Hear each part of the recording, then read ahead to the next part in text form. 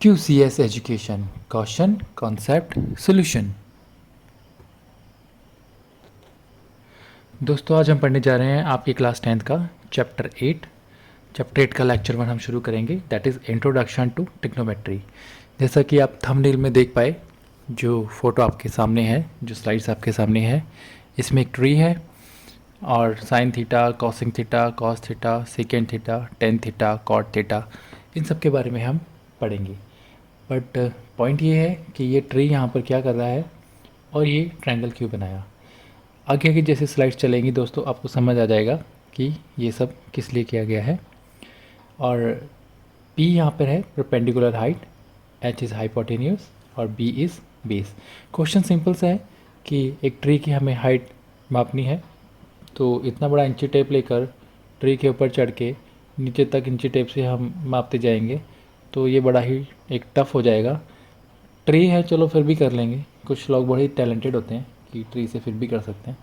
But आगे आगे question में आप देखेंगे कि कई ऐसी चीज़ आने वाली है जहाँ पर ये पॉसिबल नहीं है।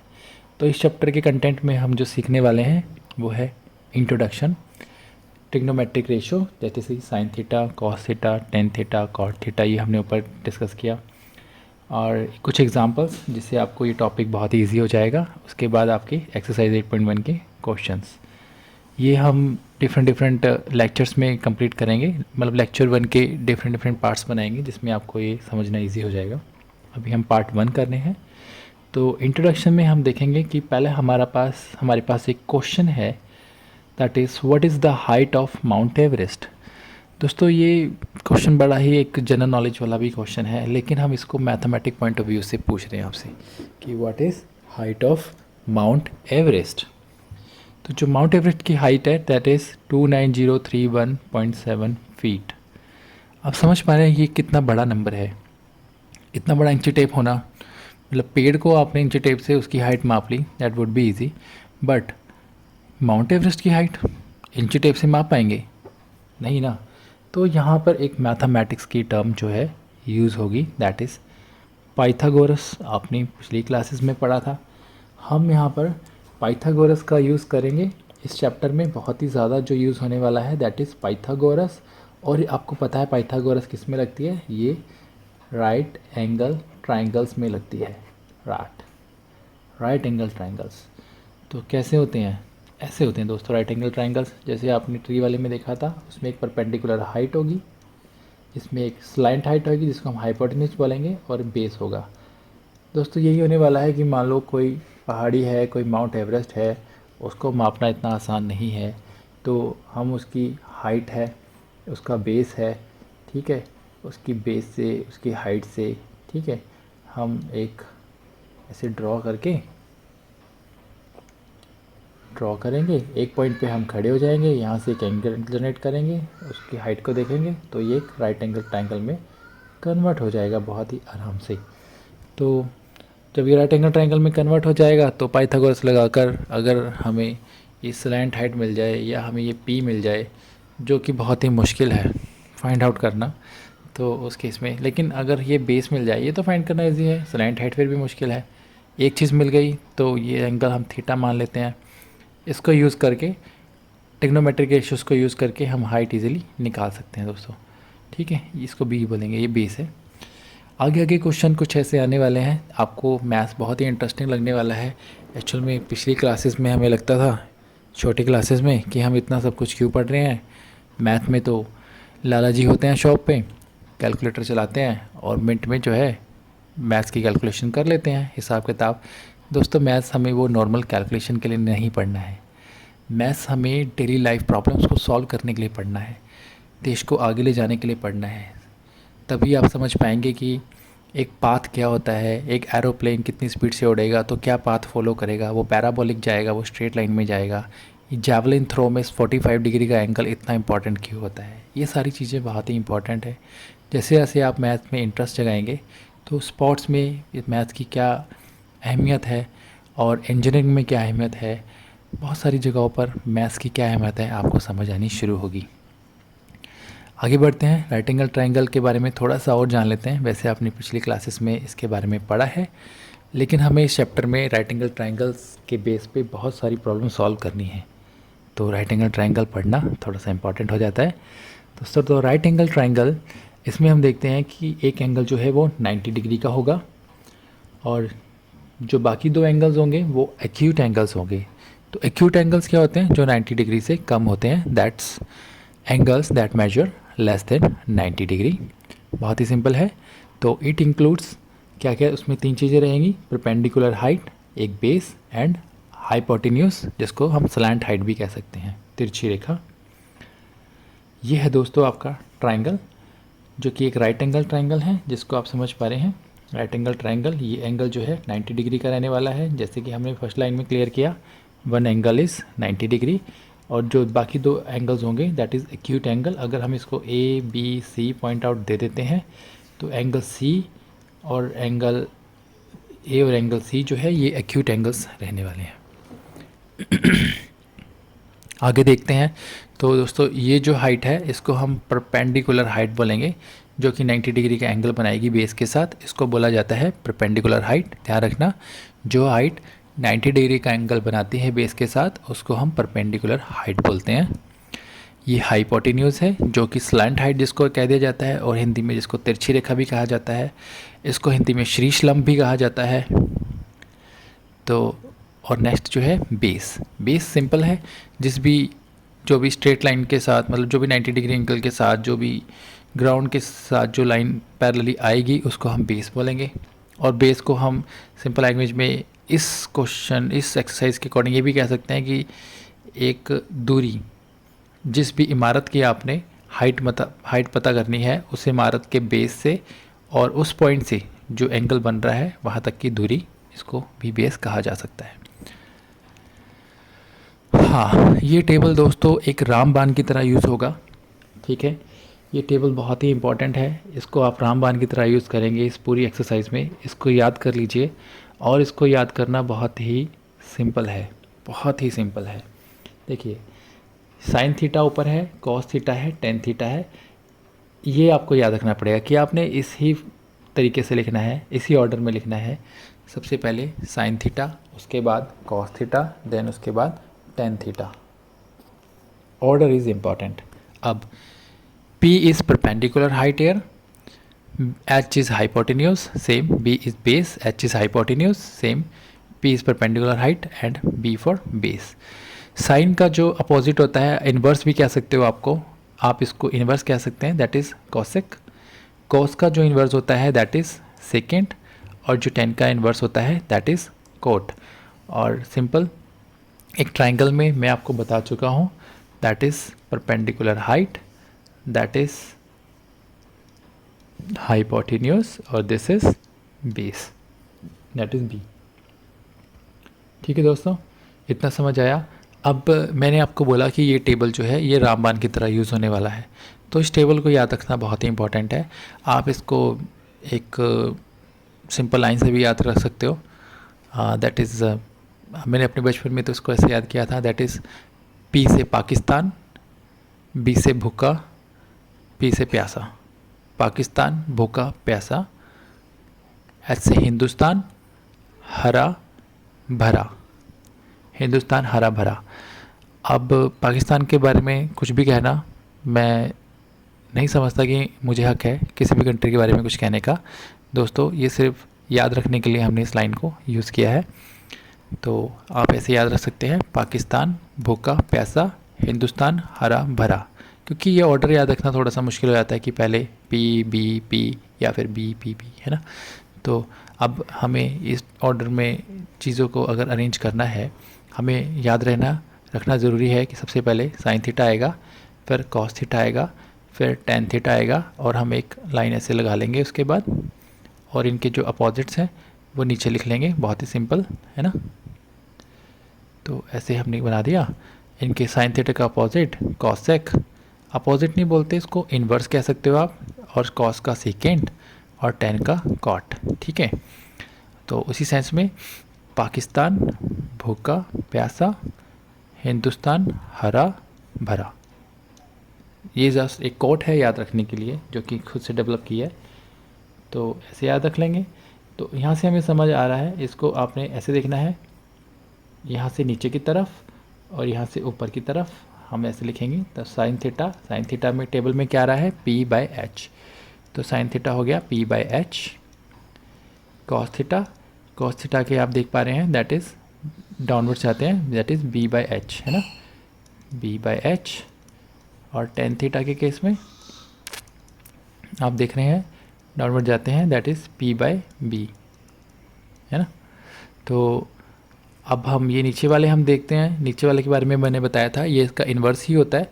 तो आप ऐसे भी लिख सकते हो, आपके सामने सबसे पहले आया कॉसेक थीटा, तो कॉसेक थीटा को लिख सकते हैं 1/sin थीटा, और in other words that is h/p, है ना। बोला था नीचे से ऊपर की तरफ जाएंगे, अगर नीचे वाला लिखना है तो h/p, है ना। और सेम वे में कॉस थीटा का उल्टा होता है secant theta that is 1/cos theta भी लिख सकते हो, और इसको आप h/b भी लिख सकते हो। ठीक है दोस्तों, बहुत ही सिंपल है। अब हमारा जो नेक्स्ट है दैट इज़ कॉट थीटा को आप 1/tan थीटा लिख सकते हैं, और इसको आप b/p भी लिख सकते हैं। ये पॉसिबिलिटीज़ है। तो ये टिग्नोमेट्रिक रेशियोज़ हैं, ऐसे आप याद रख लेंगे तो आपको इस एक्सरसाइज का कोई भी क्वेश्चन मुश्किल नहीं लगेगा। दोस्तों, इसको याद रखने का एक तरीका और भी है, आप ऐसे भी याद रख सकते हो, पंडित भद्री प्रसाद हर हर भोले। ये भी इजी है, पंडित भद्री प्रसाद हर हर भोले। ये टेबल आपने बना लिया, तो p/h b/h इन सब की आपको मतलब कभी प्रॉब्लम नज़र आएगी ही नहीं। और इस केस में याद रखिएगा ये थीटा एंगल है, इसके थीटा एंगल के सामने वाली जो लाइन होगी इसको ही हम p बोलेंगे। कई बार हमें एंगल ये वाला भी कंसीडर करना पड़ सकता है, और ऊपर वाला एंगल भी हमें कंसीडर करना पड़ सकता है, कई बार ये भी कंसीडर करना पड़ सकता है। तो इसके सामने ये वाला जो एंगल रहेगा, ये वाली लाइन जो रहेगी ये p रहेगी, दैट इज़ परपेंडिकुलर हाइट। ध्यान रखिएगा कि एंगल के सामने वाली लाइन को ही हम परपेंडिकुलर हाइट कंसीडर करेंगे क्वेश्चन सॉल्व करते टाइम। ठीक है, बहुत मुश्किल नहीं है। मैं पढ़ाते समय कॉमेडी करना बिल्कुल पसंद नहीं करता, मतलब करता हूँ, वैसे कॉमेडी नहीं होती है। तो हम सीधा टॉपिक पे ही चलते रहेंगे, सिंपल श्योर स्टडीज़। तो अब यहाँ पे एक चीज़ आपको जो माइंड में रखनी है, जो नोट करके रखनी है, वो है for the sake of convenience we may write sin square a cos square a etcetera in a place of sin square a। दोस्तों, ये कहने का मतलब है इनका, पहले हम लाइन पूरी पढ़ लेते हैं, उसके बाद समझाते हैं आपको। Place of sin square a and cos square etcetera respectively, but cosecant मैंने आपको बताया था दैट इज साइन का इन्वर्स है, but sin a whole square -1 can not be written as sine inverse a। ये बहुत ही डीप मीनिंग है, इस डीप मीनिंग को आपको याद रखना है। आने वाली क्लासेस में इसका मतलब आपको समझ आएगा। साइन इन्वर्स ए से आपका मतलब जो है एंगल्स के साथ जुड़ जाता है, थीटा के साथ एंगल्स के साथ जुड़ जाता है। इससे 90 माइनस थीटा, 180 माइनस थीटा, ये एक लाइन है दैट इज़ 90, 180, 270, 360, इससे क्वाड्रेंट्स चेंज होने शुरू हो जाते हैं। तो उस केस में हम यहाँ पे नहीं सीखेंगे, क्योंकि ये सिर्फ 10th क्लास है और हमने CBSE के लिए प्रिपेयर करना है। आने वाले टाइम में हम +1 की भी आपके सामने मैथ्स की पेशकश रखेंगे, और IIT लेवल के क्वेश्चंस भी इसमें हम डालेंगे इस चैनल पे। आप जुड़े रहिएगा चैनल के साथ। तो यहाँ पे मैं आपको बताना चाह रहा था कि that is sin square a को हम मतलब साइन a इसकी होल पावर को हम अपनी कन्वीनियंस के लिए ऐसे लिख सकते हैं। देखो, अब सिंपली हमें sin square a लिखना पड़ा, वो 2 ब्रैकेट लगाने का काम हमारा बच गया। यही कहना चाह रहे हैं, अगर cos a का होल स्क्वायर है तो हम इसको cos स्क्वायर a लिख सकते हैं। ठीक है, मैंने आपको बताया था कोसिकेंट का उल्टा जो होता है, इन्वर्स जो होता है, दैट इज़ कोसिकेंट का मतलब होता है 1/sin a। ये लिख सकते हैं, हम इसको ऐसे भी लिख सकते हैं sin -1a लिख सकते हैं। नहीं, यही तो ऊपर समझा रहे हैं, ऐसे नहीं, ये मतलब नहीं है इसका। तो हमें ये नहीं लिखना है, हमें क्या लिखना है, हमें लिखना है sin a पूरे की पावर -1 होल पावर -1। जैसे यहाँ पे हमने इस पावर को यहाँ पे लिख दिया था, लेकिन यहाँ पर ऐसे नहीं करना है। आपको पता है ना, आप 1/x को x की पावर -1 लिख सकते हैं, है ना, होल की पावर -1, इस चीज़ का ध्यान रखना। तो मतलब इस केस में, ट्रिग्नोमेट्री वाले केस में आपको ब्रैकेट के साथ होल की पावर -1 लिखना है, क्योंकि जब हम इस पोजीशन पे लिख देंगे तो ये एंगल के साथ डील करते हैं। यहाँ पे -1 जो है साइन के साथ नहीं, ये एंगल के साथ डील करता है। तो ये आपको नोट में रखना है। ये क्वेश्चन सॉल्व करते टाइम हमसे एक कॉमन मिस्टेक हो जाती है, ये मिस्टेक नहीं करनी है, क्योंकि आप QCS एजुकेशन के साथ पढ़ रहे हो, तो आपको हम हर कंसेप्ट डेप्थ में समझाने की कोशिश करते हैं। एग्जाम्पल्स की तरफ चलेंगे दोस्तों। जो पहला एग्जाम्पल है that is given 10a equal to 4/3, find the other trigonometric ratios of the angle A। ठीक है, मैंने आपको बताया था कि अगर आप वो टेबल याद रख पाए तो आपके लिए 8.1 एक्सरसाइज का कोई भी क्वेश्चन जो है मुश्किल नहीं होगा।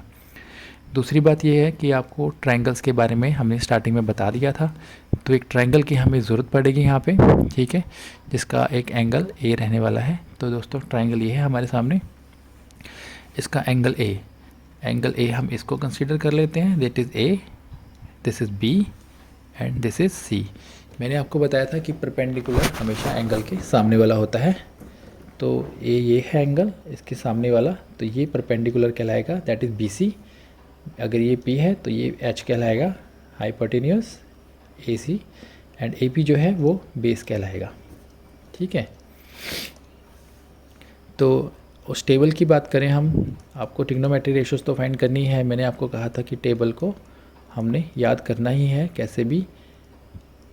पाकिस्तान भूखा प्यासा, हिंदुस्तान हरा भरा। ठीक है दोस्तों, साइन के लिए P/H, कोस के लिए B/H और tan के लिए P/B। ठीक है, तो हमें क्या दिया है, दैट इज़ tan A, यानी कि A अगर एंगल की कंसीडर कर रहे हैं तो सामने वाला P रहने वाला है। तो इस केस में tan A इज़ 4/3, तो आप कह सकते हो दैट इज़ P/B, है ना। तो इस वे में P हमारे पास वैसे है ये रेशो की फॉर्म में, लेकिन क्वेश्चन सॉल्व करने के लिए हम ऐसे यूज़ कर सकते हैं। और B जो है हमारे पास इधर अगर हम कंपेयर करते हैं तो B की वैल्यू आ गई 3।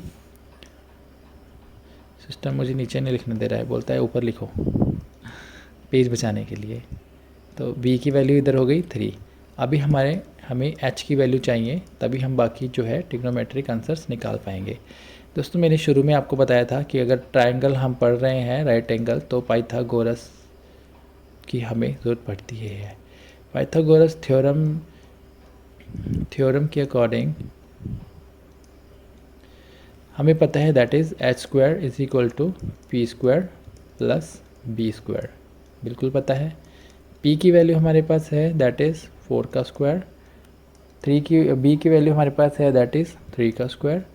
तो आगे हम सॉल्व करते हैं, h², we are able to find out that 4² is 16, 3² is 9, we got 25, और h की वैल्यू जो है 25 का रूट कर देते हैं, h की वैल्यू आएगी हमारे पास 5। सही है दोस्तों, h मिल गया, P है हमारे पास, है ना, B है हमारे पास, h हमें फाइंड हो ही गया है। तो साइन थीटा की वैल्यू लगे हाथ फाइंड कर ही लेते हैं। साइन थीटा बोलता है, थीटा नहीं है दोस्तों, इस चीज़ का ध्यान रखना, यहाँ पर A है, A के सामने वाला एंगल ही, मतलब A के सामने वाली साइड ही परपेंडिकुलर कहलाएगी। तो यहाँ पर है A, एंगल A, ये वाला एंगल A। ठीक है, तो साइन A क्या बोलता है, इसको थोड़ा अच्छे से लिख लेते हैं। आप कहेंगे कितनी गंदी राइटिंग में लिख रहे हैं सर, है ना। तो साइन A क्या बोलता है, साइन A बोलता है P/H, है ना। ऊपर हमने लिखा था पंडित बद्री प्रसाद हर हर बोले, पंडित बद्री प्रसाद हर हर बोले, या फिर जिसको जो अच्छा लगे, हमें तो याद करने से मतलब है कि नहीं। तो P का मतलब है दैट इज़ 4, H का मतलब है 5। तो साइन A की वैल्यू हमें मिल चुकी है दैट इज़ 4/5। ठीक है दोस्तों, कॉस का, हाँ कॉसेक, इससे पहले हम कॉसेक भी फाइंड कर लेते हैं अगर रिक्वायर्ड है। तो कॉसेक 1/sin होता है, तो हम उल्टा कर देंगे इसको, we will able to find cosec that is 5/4। तो कोसेक की वैल्यू आएगी 5/4, है ना। बस एक फाइंड करो, उसका उल्टा कर दो, दूसरा ऑटोमेटिकली फाइंड हो गया। नहीं दोस्तों, चलो अब हम आगे ट्रिग्नोमेट्रिक रेशियोज फाइंड करते हैं। कॉसेक की हो गया है, अब हम कॉस थीटा या कॉस ए की तरफ चलते हैं। कॉस ए बोलता है that is this b/h। b/h, b की वैल्यू हमें मिली है 3, h की वैल्यू हमें मिली है 5। तो कॉसेक ए जो है वो हमें मिला 3/5। इसके अकॉर्डिंग सीकेंट ए वो हो जाएगा 5/3। उल्टा होता है ना। सही दोस्तों, अगले क्वेश्चन की तरफ। अगला क्या रह गया, टेन ए तो हमें दी ही हुआ है 4/3। कॉट फाइंड करना है, 10 का उल्टा 3/4। सब फाइंड हो गया है ना, सब फाइंड हो गया, कोई इशू नहीं है, किसी को कोई प्रॉब्लम नहीं है तो कमेंट में लिख देना प्रॉब्लम। कोई टॉपिक नहीं समझ आया वो भी लिख देना, कोई टॉपिक जल्दी चाहिए वो भी लिख देना, है ना। टेंशन नहीं लेनी, बस बैठे आप। अगले क्वेश्चन की तरफ चलते हैं। थोड़ा सा टिपिकल है, आपका जो ट्रायंगल चैप्टर था उसमें से भी उसकी भी यहाँ पे ज़रूरत पड़ने वाली है। थोड़ा सा ट्रिकी है बट डोंट वरी, हम है ना। चलो जी, इसके लिए मुझे चाहिए 2 ट्रायंगल, तो 2 ट्रायंगल बना लेते हैं, है कि नहीं। क्योंकि अब यहाँ पे बात हो रही है 2 ट्रायंगल्स के बारे में, यानी कि एंगल बी और एंगल क्यू, ये 2 अलग ट्रायंगल्स हैं। फिर उनके साइन बी और साइन क्यू बोलते हैं कि इक्वल है। एक्यूट एंगल्स हैं तो 90 डिग्री से ऊपर तो वैसे भी राइट एंगल में नहीं होता, मैक्सिमम ही राइट 90 डिग्री का है ना। तो राइट एंगल में ध्यान रखना कि 2 एंगल एक्यूट होंगे, एक 90 डिग्री का होगा तभी वो राइट एंगल होगा, और ये सब टेन थीटा कॉस थीटा तभी हम निकाल पाएंगे, अदरवाइज़ हमारे लिए बहुत ही मुश्किल है। तो एंगल बी एंगल क्यू के बराबर होगा, ये बात हो रही है। तो ये मानते कि बी होगा, इन्होंने ये बताया नहीं कि 90 डिग्री किस पे है, तो हम ए पे बना लेते हैं। ये 90 डिग्री रहा, तो हिसाब से ये पी हो गया, ये एच हो गया, और ये हो गया बी फॉर बेस। ठीक है, ये बेस वाला है, ध्यान रखना। दूसरे ट्रायंगल में उन्होंने सेम क्यू को एक्यूट माना है, बात आपस में चल रही है, तो ये क्यू होगा पी क्यू आर। तो ये पी क्यू आर ऐसे बना सकते हैं, ऐसे भी, पर हमने सी ऊपर रखा है तो हम पी इसको बना लेते हैं, पी क्यू ये आर बना लेते हैं। ठीक है, क्योंकि हमें फिगर में तो दिया नहीं है तो बनाना अपने अकॉर्डिंग ही पड़ेगा, तो मैंने ये ऐसे बना लिया। और यहाँ पर क्यू हमारा एक्यूट एंगल रहने वाला है। ठीक है, फाइंड करना है कि एंगल बी और एंगल क्यू जो है ये सेम है, क्योंकि हमें साइन बी और साइन क्यू जो है वो सेम दिया है। अब ये क्वेश्चन के लिए देखा जाए, जैसे ट्रायंगल चैप्टर आपने देखा था, अगर ये दोनों ट्रायंगल देखो इक्वल हो या नहीं हो ये तो कोई गारंटी नहीं है, बट क्या ये सिमिलर हो सकते हैं। सिमिलर ऐसे साइन लगाते थे ना सिमिलर का, है ना।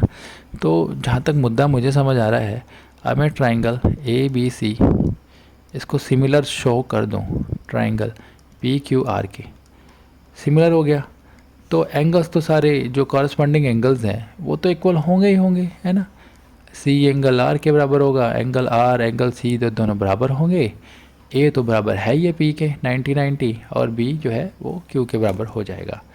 तो मुद्दा है कि हमें इन दोनों ट्रायंगल्स को सिमिलर शो करना पड़ेगा। ठीक है, बहुत बड़ा मुद्दा नहीं है, हिंट तो इन्होंने दे ही दिया। हिंट क्या बोलता है, बोलता है साइन बी, बोलता है साइन बी जो है, साइन बी कहता है साइन बी जो है वो साइन क्यू के बराबर है। कोई बात नहीं, मान लेते हैं। तो पंडित बद्री प्रसाद हर हर बोले जो हमें बोले थे sign theta cos theta tan theta, है ना। बोला पंडित बद्री प्रसाद हर हर भोले, ये बोले क्या बोले, बोले साइन बी, इसके सामने वाला पी रहने वाला है, दैट इज़ ए सी। तो आप कह सकते हो दैट इज़ ए सी, है ना। और ए सी अपॉन एच यानी कि बी सी, ए सी अपॉन बी सी, है ना। और ऐसे इनका साइन क्यू, इसके सामने वाला पी ये यानी कि पी आर, है ना। अपॉन एच, यानी कि ये क्यू आर कह लो या आर क्यू कह लो, बात तो एक ही है, हम तो क्यू आर बोलेंगे, पी क्यू आर, है ना, ताकि रिदम बना रहे ऑर्डर में। ऑब्वियस अभी साइन बी और साइन क्यू आपस में इक्वल हैं, तो इनका कोई तो वैल्यू रही होगी, उसको हम के मान लेते हैं। लेट साइन बी, ठीक है, equal to sine Q equal to K. तो इस हिसाब से ये भी रेशोज जो हैं के बराबर आएंगी। ठीक है दोस्तों, तो हम थोड़ा सा इनको घुमा लेते हैं, है ना। A C upon P R equal to B C upon Q R equal to K. तो दो साइड्स तो हमें रेशो में मिल गई हैं। बात है तीसरी साइड की। तीसरी साइड कौन सी रह गई? A B upon P Q. ये भी रेशो में चाहिए। कैसे पहुँचेंगे यहाँ तक? कोई तो तरीका होगा। हाँ, राइट एंगल है तो पाइथागोरस तो कहीं ना कहीं से घूम के आएगा ही, तो फाइंड कर लेते हैं, है कि नहीं। तो यहाँ से हम बोल सकते हैं कि ए सी की जो वैल्यू है वो K into P R, B C की जो वैल्यू है that is K into Q R, है ना। तो बहुत मुश्किल तो अब मुझे नहीं लग रहा, अब तो इजी लग रहा है ना। तो हम पाइथागोरस थ्योरम का यूज़ यहाँ पे कर लेते हैं। ठीक है दोस्तों, तो उसके अकॉर्डिंग आपको पता है that is B C square.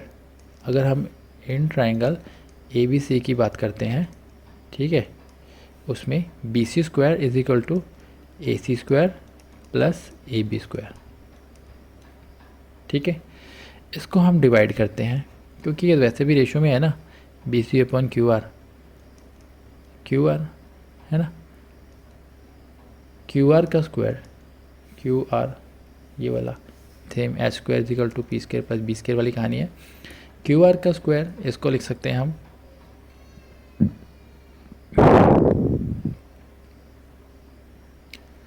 That is P R का स्क्वायर प्लस पी क्यू का स्क्वायर। ठीक है दोस्तों, है ना, ठीक है।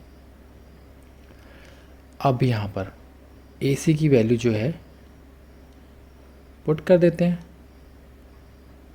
की जा सकती है ना।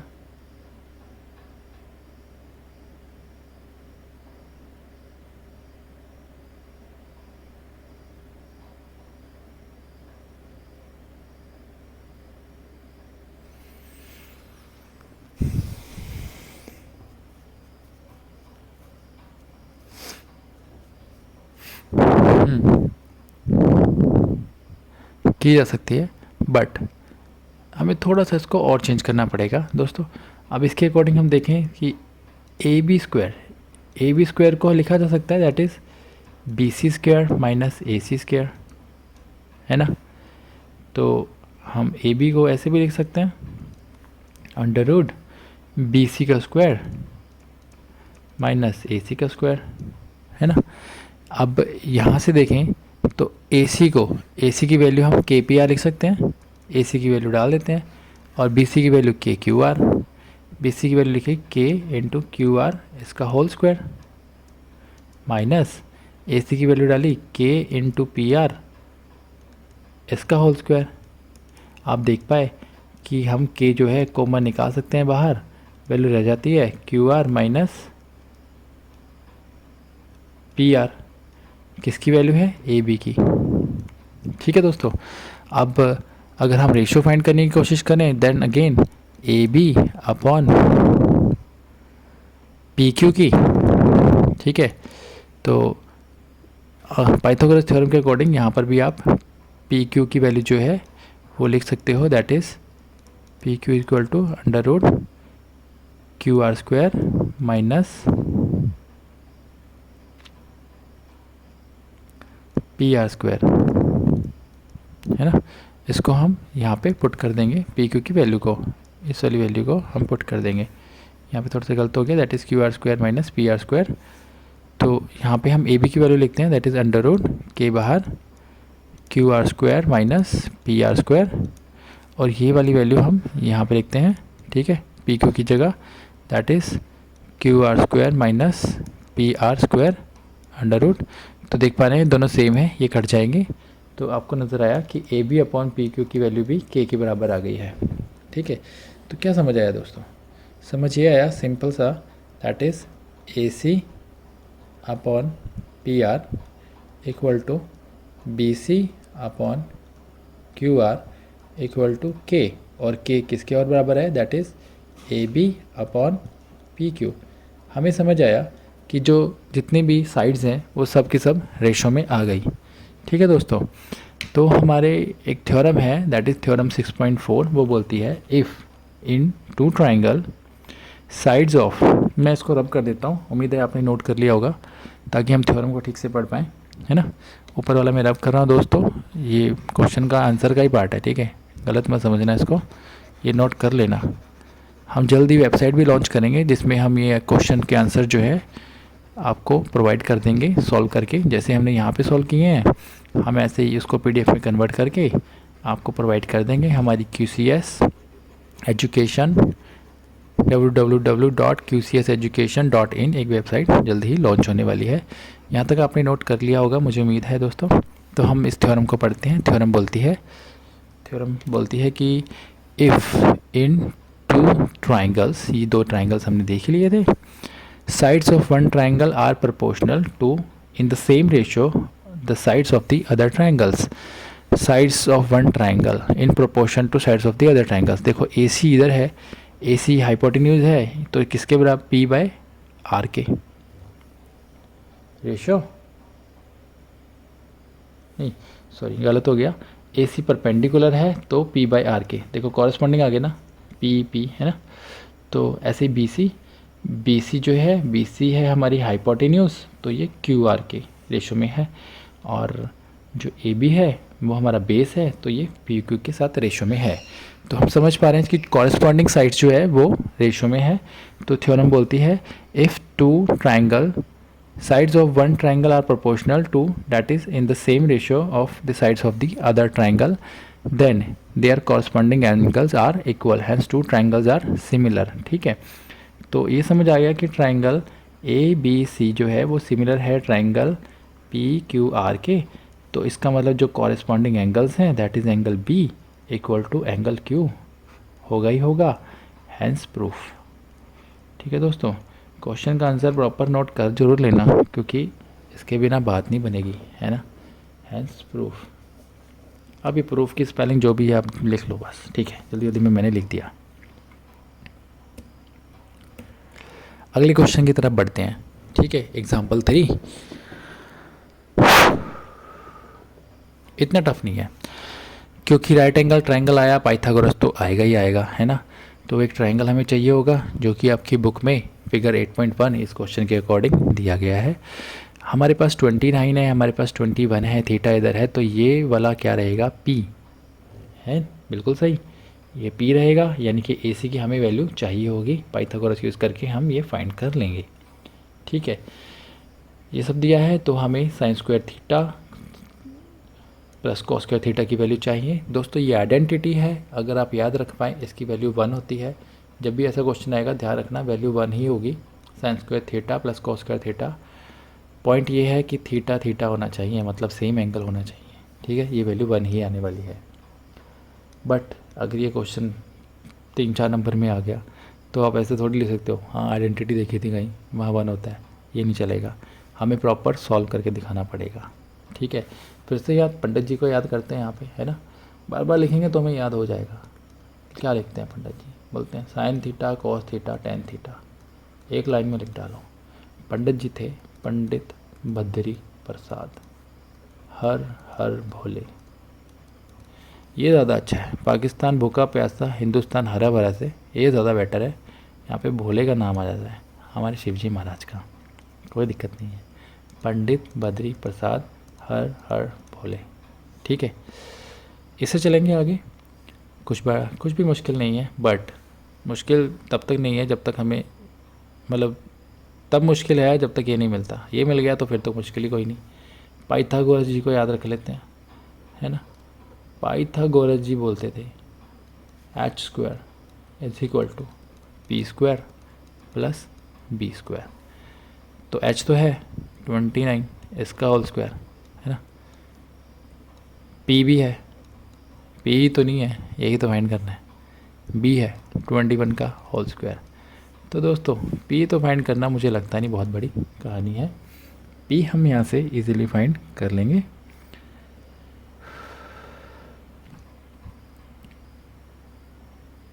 इस केस में ये पी है, देखना पड़ेगा आगे आगे कि ये क्या कहानी रहने वाली है, बट अभी ये पी है।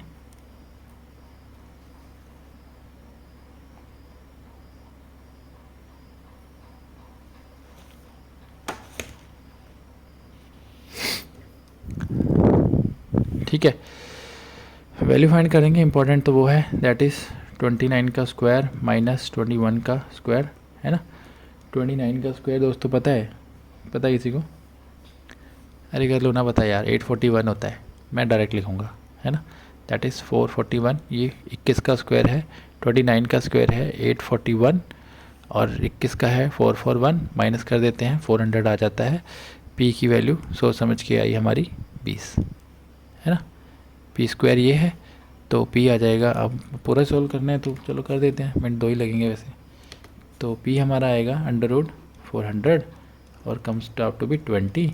तो याद रख लीजिए पी की वैल्यू आ गई है 20, इसको पी बोल देते हैं प्यार से, पी इसकी वैल्यू है 20, है ना। कोई दिक्कत नहीं है। अब साइन थीटा की वैल्यू निकालो, कॉस थीटा की वैल्यू निकालो। थीटा आपने बताया कि ये है, थीटा के सामने वाला जो एंगल होता है उसको हम प्यार से थीटा के सामने वाली जो लाइन होती है उसको हम प्यार से पी बोलते हैं, जिसकी वैल्यू हमें 20 मिल गई है। पंडित जी ने बोला साइन थीटा आएगा तो पी बाई एच लिख देना, बस कुछ नहीं, पी बाई एच। पी है भाई साहब 20 और एच है हमारा 29, तो साइन थीटा की वैल्यू प्यार से 20/29 मिल गई। ठीक है दोस्तों, इसकी तो मिल गई। अब थोड़ा सा कॉस की तरफ चलते हैं।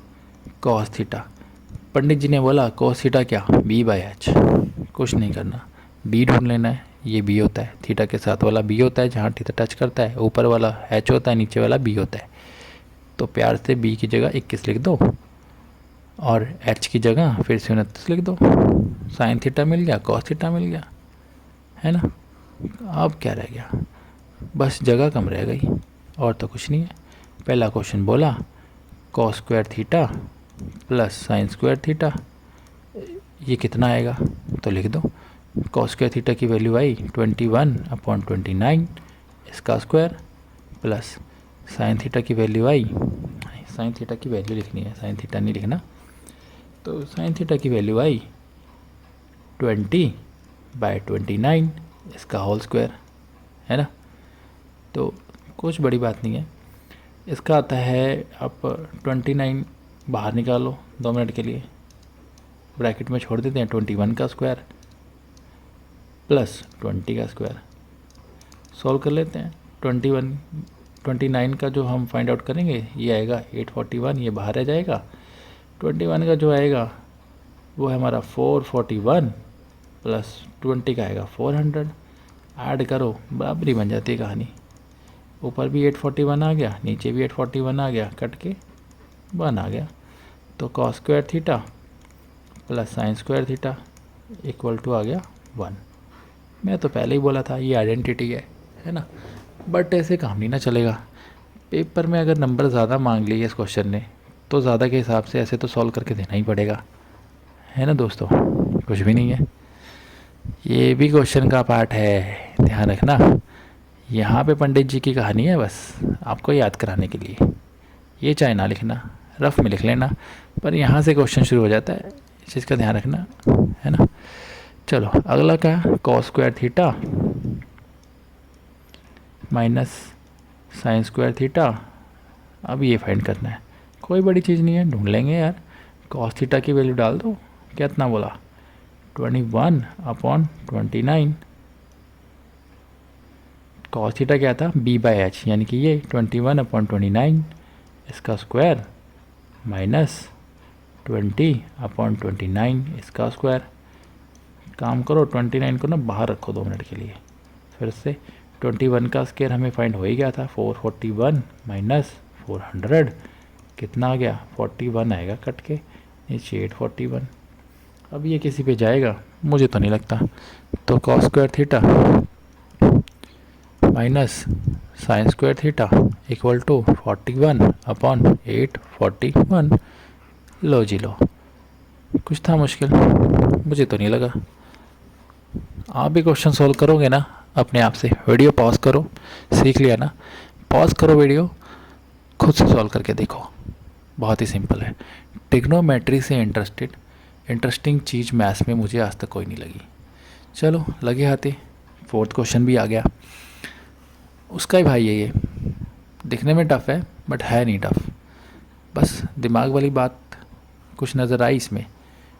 tan A, हमेशा हमारा एंगल यहाँ वाला होता था, एंगल यहाँ टंगा दिया। हम भी बड़े तेज हैं, मैंने बताया था एंगल के साथ जो तिरछी लाइन टकराएगी वो H और जिससे शुरू होगा वो B है ना, और एंगल के सामने वाला जो है इसको P मान लेना। अब कहानी यहाँ पे शिफ्ट हो गई, ये दोनों आपस में एक्सचेंज हो गए, भाई भाई PB है ना, PB Punjab. Don't worry, solve करते हैं। पंडित जी को याद कर लेते हैं 2 मिनट के लिए फिर से, है ना, हमें क्योंकि ये टेबल ना याद करना ही करना है। तो पंडित जी को जितनी बार याद करोगे ना टेबल ऑटोमेटिक याद होएगा। बोले पंडित बद्री प्रसाद हर हर भोले, सही है, कोई दिक्कत नहीं है। अब यहाँ से tan A हमें 1 दिया गया, यानी कि P/B। दोस्तों हम अगले चैप्टर में सीखेंगे कि थीटा के हिसाब से ये जो ट्रिग्नोमेट्रिक रेशोज़ हैं इनकी वैल्यू डिसाइड होती है, और 1 वैल्यू आती है 45 डिग्री के एंगल पे। तो दोस्तों मैं आपको बता दूं ये 45 डिग्री ही बनेगा, और जब ये 45 है ये 90 है, तो आपको पता है कि ट्रायंगल में जो एंगल्स होते हैं सम का सम जो है वो 180 आता है, उसके अकॉर्डिंग ये भी 45 होगा। अगर दोनों एंगल्स 45 कॉरस्पॉन्डिंग एंगल्स अगर सेम है तो उनके कॉरस्पॉन्डिंग साइड्स इक्वल होती है। ये मैं आपको इसलिए बता रहा हूँ क्योंकि आगे आगे अगर आप IIT JEE मेंस वगैरह की तैयारी के लिए जाते हैं तो ये नॉर्मल से शॉर्टकट्स आपको वहाँ बहुत ही हेल्प करते हैं। 3 मिनट में जो क्वेश्चन सॉल्व होना है वो 3 सेकेंड में सॉल्व हो जाता है, ऐसे ही आएगा। तो P/B हमें मिला। यहाँ पे आपको ध्यान देने वाली चीज़ ये है कि P यहाँ पर ये है और B यहाँ पर ये है, ठीक है। तो हमें चाहिए H। पाइथागोरस जी ने हमें सिखाया है, इस चैप्टर में बहुत ही इंपॉर्टेंट रहने वाली है, मैंने आपको बोला था, ये तो याद रख ही लेना। H² = P² plus B²। इसके अकॉर्डिंग H हमारे पास नहीं है, हमें फाइंड करना है। P और B जो है इनका रेशो 1 आ रहा है, तो P भी 1 ही लेंगे हम, B भी 1 ही लेंगे। 1 के आप ले सकते हो लेना चाहो तो, ठीक है, बट अगर आप 1 भी ले लेते हो तो कुछ अलग होने वाला नहीं है ना, चाहो तो ले लो, कोई दिक्कत नहीं है, ले सकते हैं। क्योंकि रेशो है ना, रेशो में तो ऐसा है कि कितना भी हो, मान लो दोनों साइड अगर 4 ये भी 4 ये भी 4, मतलब दोनों 4 अगर लेंथ की हैं तो 1 ही आने वाला रेशो। तो 10 भी हो सकती है, 20 भी हो सकती है, तो हम के लेके ही चलते हैं, ठीक है। हम P/B को ऐसे लेट कर लेते हैं कि इसका रेशो 1 है, तो ये के बराबर आ गया। तो हम ये भी कह सकते हैं P = B = K, लेट, है ना। यहाँ से क्वेश्चन शुरू कर देते हैं, लेट, इसको लेट है, ठीक है, मान रहे हैं हम लोग। तो P की वैल्यू हम डालते हैं K², B की वैल्यू भी डालेंगे K², तो H की वैल्यू आ जाएगी √2K, ठीक है दोस्तों, कुछ मुश्किल नहीं है। K जो है यहाँ पर एक K जो है ये एक पॉजिटिव इंटीजर होगा।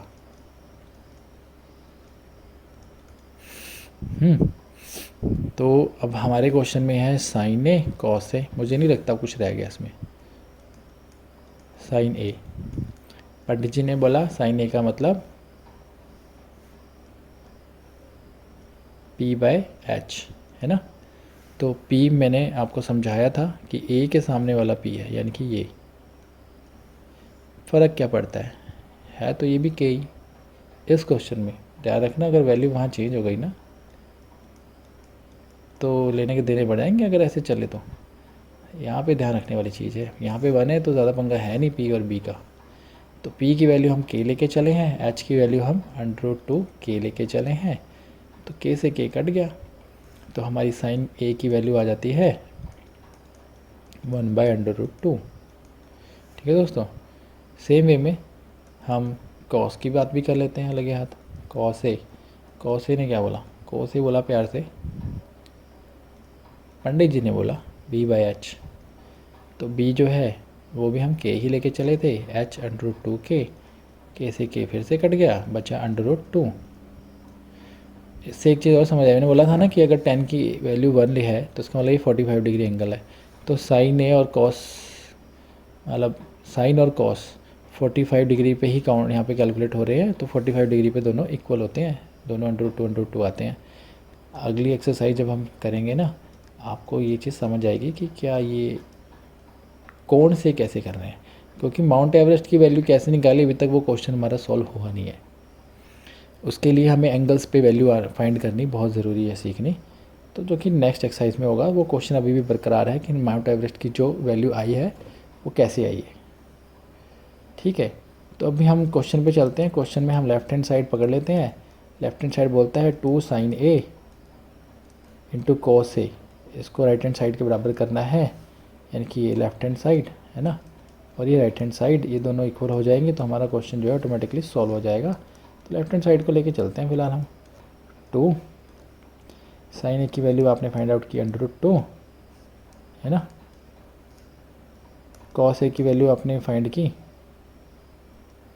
1/√2, या तो उसको नाम भी दे सकते हो ना, ये इक्वेशन 2, ये इक्वेशन 1, यहाँ लिख सकते हो फ्रॉम इक्वेशन 1 एंड 2, है ना।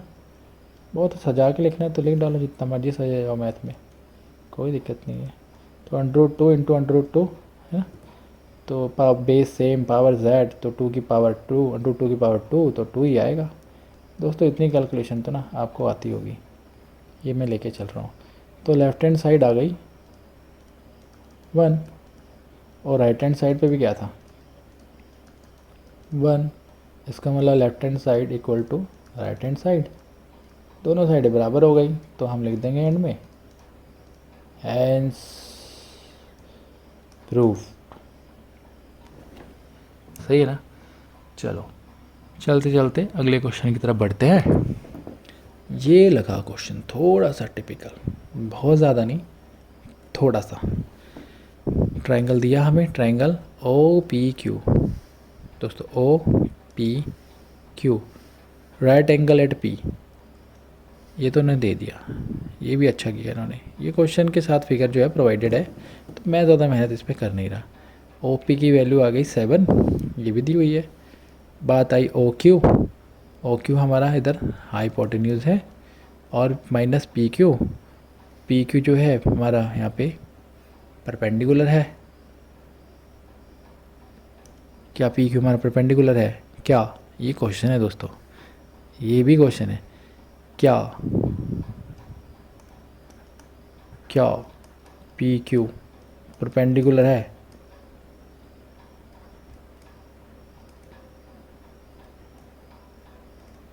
तो मैं बोलता हूँ नहीं है। ठीक है, सीधा कह दिया मैंने नहीं है, क्योंकि हमें यहाँ पे क्वेश्चन किसके बारे में किया जा रहा है, साइन क्यू और कॉस क्यू। मैंने बोला था ना, जिस एंगल की बात हो रही है स्लैंट हेड के साथ वो टच होएगा वो कहलाएगा H, और जिससे शुरू हुआ वो कहलाएगा B। ये पॉइंट ज़रूर याद रखना, ये आपकी जान खा जाएगा। तो उसके सामने वाला P होगा। अभी हम जो सॉल्व करने वाले हैं उसके अकॉर्डिंग ये P है, ये नहीं। ठीक है, OQ minus PQ equal to 1 ये दिया हुआ है। OQ that is OQ minus PQ equal to 1, minus PQ equal to 1। मतलब ले दे के राइट एंगल ट्रायंगल है, हमें तीनों साइडें पता करनी पड़ेंगी, है ना। तो बस यहीं पे ट्रिक है दोस्तों, ट्रिक है तो क्या हुआ, सॉल्व कर देंगे। ट्रिक के साथ ही तो सॉल्व करने का नज़ारा ही अलग है, तो कर देते हैं ना। पाइथागोरस भाई साहब को याद कर लेते हैं, क्योंकि राइट एंगल ट्रायंगल है। पाइथागोरस के अकॉर्डिंग हम लिख सकते हैं ओ क्यू का square equal to P Q का स्क्वायर प्लस ओ पी का स्क्वायर। ठीक है दोस्तों, ओ पी की वैल्यू हमें दी हुई है। ठीक है, पी क्यू और ओ क्यू में हमें एक रिलेशन दिया हुआ है, तो उस रिलेशन को यूज़ करके, तो वो रिलेशन जैसे कि हमें दिया था O Q minus P Q equal to 1, तो हम कह देते हैं कि ओ क्यू जो है वो 1 प्लस पी क्यू के बराबर है ना। ये इक्वेशन 1 मान लेते हैं और इसको हम 2 मान लेते हैं।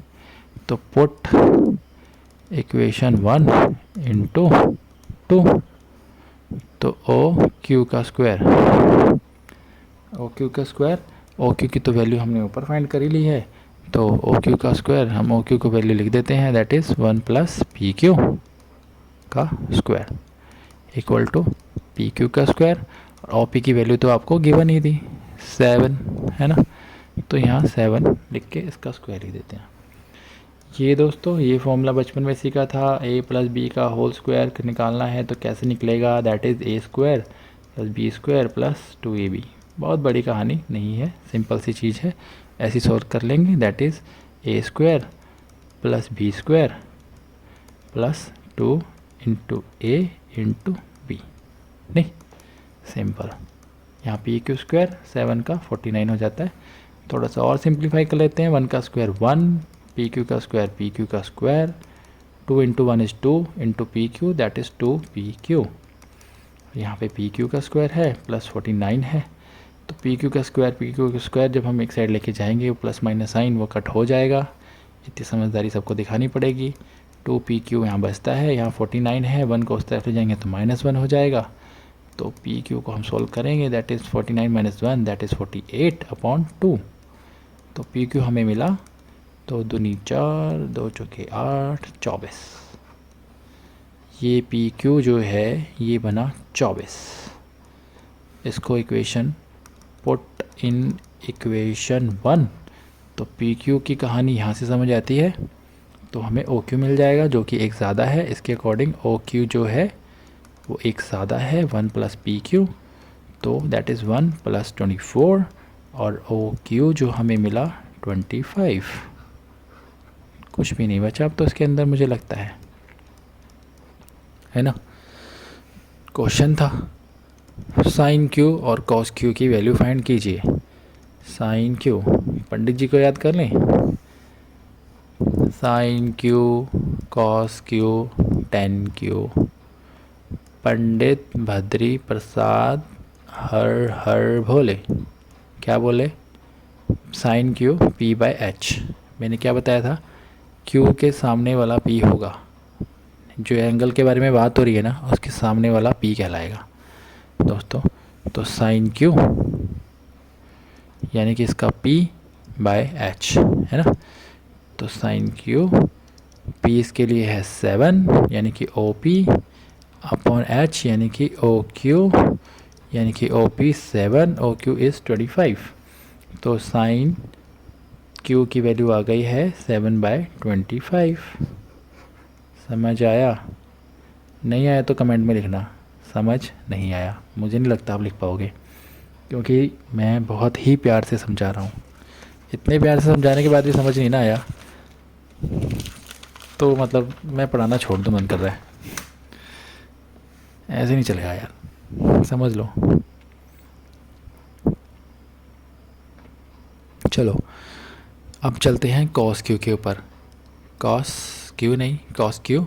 पंडित जी ने बोला कॉस क्यू मतलब बी बाई एच, तो बी क्यू के साथ में जो चिपका होएगा ना लाइन जो सीधी है 90 डिग्री टच करी बेस पे, उसको हम बोलते हैं B, that is P Q upon H यानी कि ओ क्यू।